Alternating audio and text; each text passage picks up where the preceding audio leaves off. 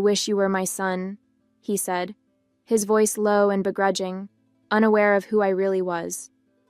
His son, my actual brother seated next to him, let out a derisive laugh, muttering something under his breath that I couldn't quite catch. This was it. The moment I had been waiting for. The moment I would confront my family and my past. I felt my pulse quicken, a mixture of nerves and resolve flooding my chest. They had no idea who I really was, but I was done hiding. I'd spent years preparing for this, building a life they'd never believed I was capable of, only for them to unknowingly come to me for help when they needed it most. My name is Danielle, and I'm 30 years old. A lawyer, a wife, a mother, these are the titles I've earned. But for those who don't know my story or didn't watch the first video about my life, let me take you back so you can understand the context and fully embark on this journey with me. I was born into a traditional family with strict expectations and little room for deviation. My parents' entire world shifted when my younger brother was born. He was everything they had hoped for, a boy to carry on their legacy, the golden child who could do no wrong. And me? I was deemed unnecessary. They saw me as a burden, a girl with no role in their carefully planned future. When I was just 6 years old, they made the unthinkable decision to leave me at an orphanage. They told me it was for my own good, that I'd have a better life. But I knew the truth. They didn't want me anymore. The orphanage was a tough place, but it shaped me in ways I didn't realize at the time. I learned to fight for myself, to channel my pain and rejection into something constructive. I threw myself into my studies, determined to prove that I wasn't the failure my parents had decided I was. Over time, that determination became my driving force. I excelled in school, earned scholarships, and eventually graduated with honors from law school. Becoming a lawyer wasn't just a career choice. It was my way of reclaiming control over my life. As I built my career, I tried to leave my past behind. I married Mark, a kind and supportive man who became my anchor. Together, we had a baby girl, a beautiful, spirited little girl who reminds me every day what unconditional love looks like. She's my everything, the center of the life I've created from scratch. But even as I focused on my family and career, the shadow of my childhood never fully disappeared. The question of why my parents abandoned me lingered, no matter how much I tried to bury it. Out of curiosity and a lingering need for closure, I looked them up. To my surprise, they were thriving, or so it seemed. My parents and brother were living the life I had been cast out of, their family business growing into a prosperous empire. It stung, even after all these years. Reaching out to the orphanage only confirmed what I already knew in my heart. They never once came back for me. Years later, life took a strange turn. Their business began to crumble, and in their desperation, they turned to a firm for help, the firm where I worked. My boss didn't know about my past and assigned the case to me. They didn't know who I was, and I didn't reveal it. I took on their case, not out of loyalty to them, but because I saw it as an opportunity to prove to myself that I could rise above their betrayal. And now here I am, sitting across from them, facing the very people who once decided I wasn't worth keeping. They still don't know the truth, and I've chosen to keep it that way for now. My priority is saving their company, not for their sake, but for mine. This is my story, and today it's about confronting the ghosts of my past while holding on to the life I've built, a life I'm proud of. "Who do you think you are questioning me like that?" my father said, his voice sharp and dismissive. He leaned back in his chair, his piercing gaze locked on me, as though daring me to challenge him further. I held his stare, my face calm even though my heart pounded in my chest. "I'm the person you hired to fix this," I said firmly, "and if you want me to succeed, I need to understand exactly how this company got into such a mess. That requires honesty from everyone in this room." The tension in the air was suffocating. My brother let out a derisive laugh from across the table, shaking his head. "Typical," he muttered under his breath. "We're supposed to lay it all out for someone who doesn't even know what it means to run a business like this." My father sighed heavily, rubbing his temples as though he was trying to hold back his frustration. "This company doesn't need lectures. It needs results," he said, his tone clipped. "We've already wasted enough time as it is." I could feel the sting of his words, but I refused to let it show. Keeping my emotions in check was second nature by now, especially with so much at stake. "Then let me do my job," I replied. "That's the only way your company is going to survive." My father's eyes narrowed, but he waved his hand for me to continue. I opened the folder in front of me, scanning the documents I'd spent hours reviewing. "Let's start with the lawsuits," I said, keeping my tone professional. "You're currently entangled in multiple legal disputes, contract breaches, unpaid invoices, and claims of unsafe working conditions on several properties. The negligence alone has left you exposed to potential millions in damages." My brother huffed, leaning back in his chair. "Those lawsuits are exaggerated," he said dismissively. "We've handled worse." I glanced up, leveling him with a firm look. "Exaggerated or not, they're real and they're dangerous. The unpaid invoices have creditors lining up to drag you into court. As for the unsafe working conditions, one of those claims involves serious injuries on a construction site, injuries that could have been prevented with proper oversight. If that case moves forward, it could destroy what's left of the company's reputation." My father shifted uncomfortably, but he didn't interrupt. I pressed on. "Your contracts are another disaster. Most of them are so poorly drafted that they're open to interpretation. In some cases, your team has outright violated terms, like payment deadlines or delivering on agreed timelines. That's the kind of negligence that doesn't just cost money. It costs trust." "And what exactly do you think we should do?" my father asked, his voice gruff but lacking the sharpness it had before. For the first time, he seemed less defensive, more curious. "I propose immediate triage," I said. "First, we settle the most pressing lawsuits out of court. It'll hurt, but it's better than going to trial. Second, we audit every active contract and rewrite anything with vulnerabilities. Third, we establish clear compliance protocols to prevent future violations. You can't afford another lawsuit like the one tied to the injuries." I paused, letting my words sink in. My father looked deep in thought while my brother scowled. "That's a lot of damage control," he muttered, "and a lot of money." "Damage control is all you have left right now," I replied, my voice steady. "But if we do this right, you'll stop the bleeding and buy time to rebuild." That night, after putting our daughter to bed, I sat at the kitchen table with Mark. The room was quiet except for the faint hum of the dishwasher, and I found myself staring at the cup of tea in front of me, untouched. Mark sat down across from me, his concerned eyes studying my face. "Tough day?" he asked gently. I let out a long sigh, finally meeting his gaze. "It's more complicated than I thought," I admitted. "I knew taking this case would be emotional, but now I'm questioning if I've crossed a line." "What do you mean?" he asked, leaning forward. I hesitated, searching for the right words. "They don't know who I am, Mark.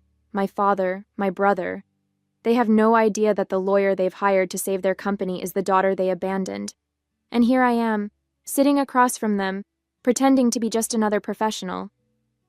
Ethically, it feels murky, like I'm deceiving them." Mark nodded slowly, his expression thoughtful. "But you're not lying to them," he said. "You're doing the job they hired you to do. If anything, you're giving them more than they deserve by even agreeing to help." "I know," I said, running a hand through my hair. "But part of me wonders if I'm doing this for the right reasons. Am I really trying to help them? Or am I just trying to prove something to myself? To them?"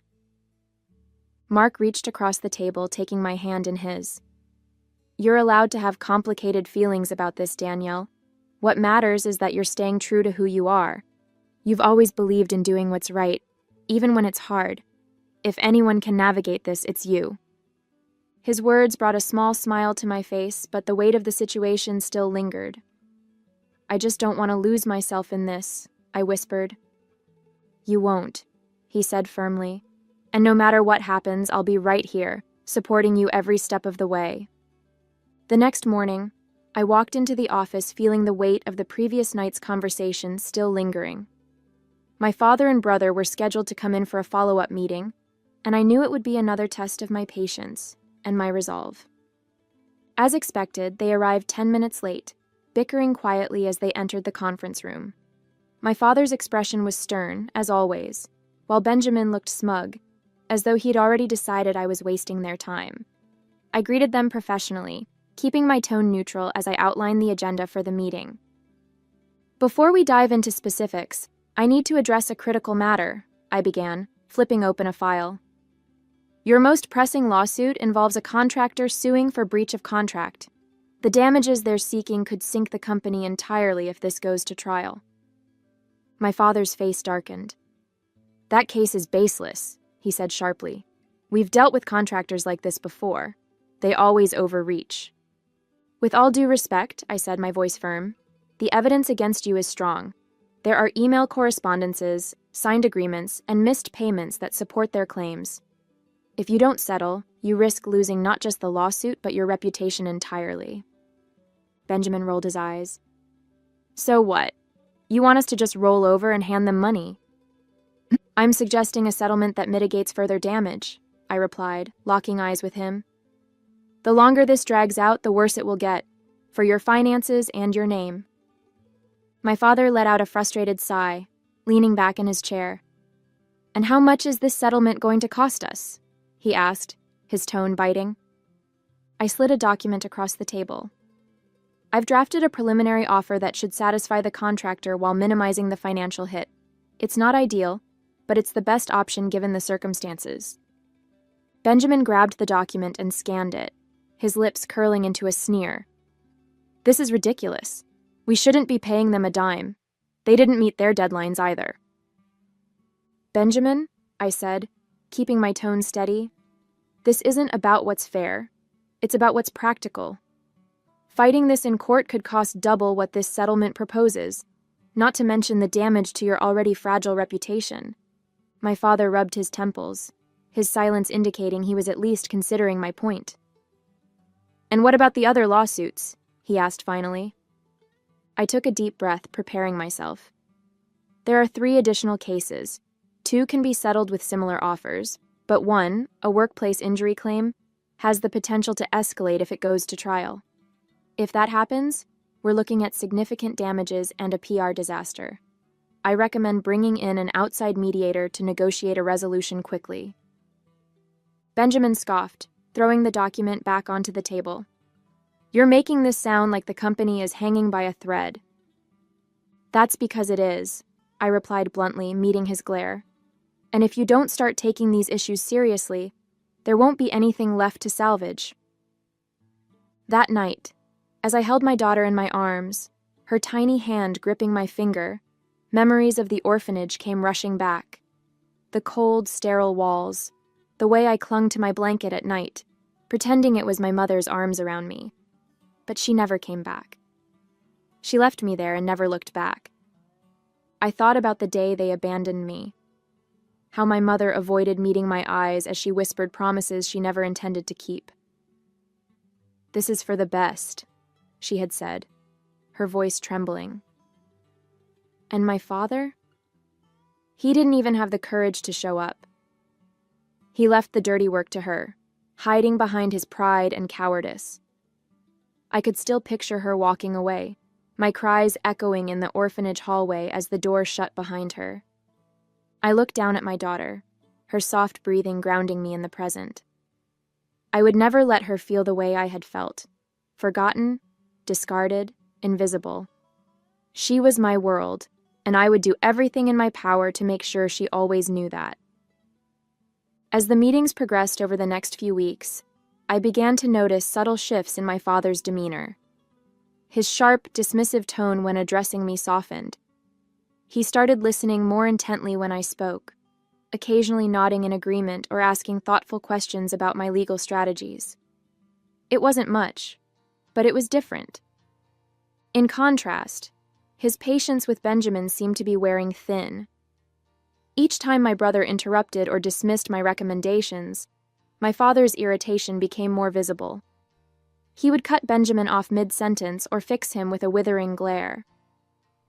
Once, during a heated discussion about contract renegotiations, my father snapped at him. "If you had been paying attention to the details from the start, we wouldn't be in this mess." I stayed quiet, watching the dynamic between them shift. It was strange, almost unsettling, to see my father treat me with even a hint of respect while growing visibly frustrated with Benjamin. A part of me wanted to speak up, to point out the irony of it all, but I didn't. This wasn't the time to draw attention to myself, or the truth.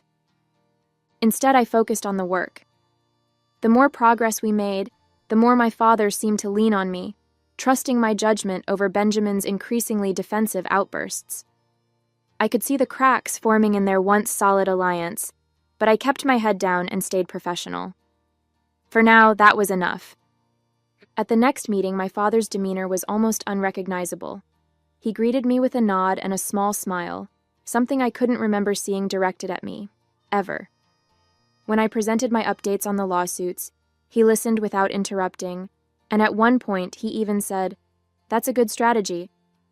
The praise caught me off guard, but I forced myself to stay composed. "Thank you," I said simply, jotting down notes as if his words didn't send a ripple of emotions through me. As the meeting went on, his comments became increasingly personal. "You're sharp," he said, almost to himself, as I outlined the mediation approach for the injury claim. "Methodical. You remind me of someone." I glanced at him, unsure where he was going with this. He exhaled heavily, leaning back in his chair. "Your precision, the way you think ahead. It reminds me of my wife."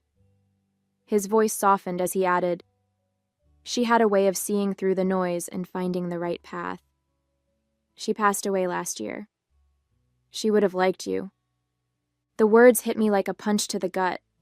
The mention of my mother affected me more than I expected, and for a brief moment, the room seemed to close in around me.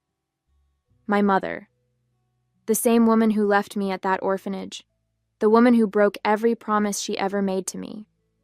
She was gone now, and I'd never have the chance to confront her or ask her why she left me. That made my chest ache in a way I hadn't felt in years. I wanted to scream, to let the truth spill out right there in that room. But I didn't. Instead, I swallowed the storm brewing inside me and forced a polite nod. "Thank you," I managed, my voice steady despite the chaos in my heart. That night, while Mark put our daughter to bed, I sat on the couch, staring at the television without really watching it. Mark eventually walked in, carrying 2 mugs of tea, and placed one in front of me. He sat down beside me, giving me that look he always did when he knew something was bothering me. "You've been quiet since you got home," he said softly. "What's going on?" I sighed, wrapping my hands around the warm mug. "My dad mentioned my mom today," I said. "He said I remind him of her, that she would have liked me." Mark raised an eyebrow. "How did that make you feel?" "Awful," I admitted, shaking my head. "Not just because he said it, but because she's gone. I didn't even know she had passed until now. I'll never get to ask her why she left me, why she didn't fight for me, and hearing him talk about her as if she were some saint, it was too much." Mark reached over, placing a comforting hand on mine. "It makes sense you'd feel that way. You've carried this pain for so long, and now it's resurfacing in ways you didn't expect. But Danielle, you don't need their answers to find closure. You've built a beautiful life despite what they did to you." I smiled faintly, grateful for his steady presence. "I know," I said quietly. "But part of me wonders if hearing his version of her will change the way I remember her, or if it even matters anymore." Mark squeezed my hand. "Whatever happens, you'll handle it the way you always do, with strength and grace." A couple of months passed, and the transformation was undeniable. The lawsuits had been settled or redirected toward mediation, the contracts were renegotiated with airtight terms, and compliance protocols were finally in place to prevent future disasters. The business was stabilizing, slowly but surely, and even the employees seemed to breathe easier. When the day of the final meeting arrived, I walked into the conference room feeling a quiet sense of accomplishment. My father and brother were already seated, their expressions subdued but less hostile than they'd been at the start of all this. My father even stood briefly as I entered, a gesture that caught me off guard. "Well," he said, clearing his throat as I took my seat, "I think we all owe you a thanks for everything." His words were halting, as if he wasn't used to saying them, but they carried a weight that wasn't lost on me. My brother crossed his arms, clearly less enthused. "Let's not get carried away," he muttered under his breath. "We're not out of the woods yet." I ignored him, focusing on the stack of documents in front of me. "No, you're not," I said calmly. "But you're on the right track now. This restructuring has given you a fighting chance, if you follow through and don't fall back into old habits." My father nodded, his face unreadable. "We'll make sure of it," he said, his voice firm. "This company means everything to us." I paused, studying the man who had once walked away from me without a second thought. "Good," I said simply. "Then my job here is done." As I began gathering the documents to close the meeting, Benjamin leaned back in his chair with that familiar smugness. "Well, I guess even a blind squirrel finds a nut sometimes," he muttered, his voice dripping with condescension. I froze for a moment, but before I could say anything, my father's voice cut through the room like a knife.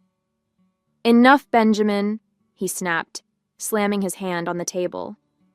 The sharpness in his tone made us both turn to him in surprise. His face was taut with anger, his eyes burning with a frustration I hadn't seen before. "That's enough out of you." Benjamin looked taken aback, his mouth opening and closing as if searching for a retort, but my father didn't give him the chance. He turned to me, his expression softening in a way I never thought possible. His gaze lingered for a moment before he spoke. "I wish you were my son," he said quietly. I sat there, stunned, as his words echoed in my mind. For a moment, the room was silent except for the faint ticking of the clock on the wall. I looked at him, my hands trembling slightly, but I held his gaze. This was it, the moment I had been waiting for, the one I had played out in my head so many times. Taking a deep breath, I pushed my chair back and stood, slowly gathering the courage that had been building for years. "I'm not your son," I said, my voice steady but heavy with emotion. "And you gave up the privilege of having me as your daughter the day you left me at that orphanage." The color drained from his face. Benjamin's smug expression vanished, replaced by sheer confusion. My father opened his mouth to say something, but no words came out. I could see the weight of my words hit him like a freight train, the realization dawning on him slowly, painfully. "You didn't even have the courage to be there," I continued, my voice rising as the floodgates opened. "You left it to her, to my mother, to walk away while I cried and begged her to take me home. And then, you never looked back, not once." I took a shaky breath, letting the emotions pour out. "You left me and you never thought about what that would do to me. I grew up wondering why I wasn't enough, why I wasn't worth keeping. And now, here you were, sitting across from me, asking me to save the company you threw me away for. Well, I did it. I saved your company, Dad." My father stared at me, his face pale, his hands gripping the edge of the table. For the first time, I saw something in his eyes that looked like shame.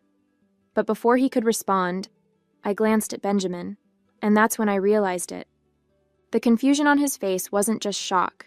It was deeper than that. He didn't know. "You have no idea who I am, do you?" I asked, my voice trembling with a mixture of anger and disbelief. Benjamin blinked, his brow furrowing. "What are you talking about?" he said, his tone defensive. I laughed bitterly, shaking my head. "Of course you don't. They didn't tell you. They never told you about the sister they abandoned." I straightened my posture, the trembling in my hands finally subsiding as resolve took over. "I saved your company," I said, my voice firm and unwavering. "Not for you, not for Benjamin, but because I wanted to prove to myself that I could rise above what you did to me. that I could be better than the people who left me behind. My father opened his mouth as if to protest, but I held up a hand, cutting him off. But we're done now. For good. Whatever thread of connection might have existed between us is gone. You chose to sever that the day you left me at that orphanage. I turned to Benjamin, meeting his wide-eyed stare. I'm not angry with you, Benjamin. You didn't know, but now you do. I hope you take this chance to be better, to do better. Just don't expect me to stick around to see it. He opened his mouth as if to respond, but no words came out. For once, he looked completely out of his depth, the smugness wiped clean from his face. I could see the weight of the revelation settling on him, but I wasn't here to guide him through it. That wasn't my role, not anymore. Finally, I looked back at my father, my tone softening but remaining firm. At least you taught me something valuable, I said. You taught me exactly what kind of person I never want to be. And for that, I suppose I should thank you. With that, I gathered my things, turned, and walked out of the room, leaving him behind to face the consequences of his actions and his past. Later that evening, I sat on the couch, my daughter nestled in my arms, her tiny fingers gripping mine as Mark handed me a mug of hot chocolate, topped with a swirl of whipped cream. The warmth of my family surrounded me, a stark contrast to the cold emptiness I had left behind earlier that day. I'm proud of you, Mark said softly, sitting beside me. I looked down at my daughter, her peaceful face reminding me of everything I had fought for. I'm proud of me too, I said, a quiet smile spreading across my face. For the first time, I felt truly free. Hey there, did you like the story? If you did, don't forget to hit the like button and subscribe to the channel. It helps us a lot and makes sure you won't miss out on more great stories we share here. Thank you for watching, and we'll see you in the next one.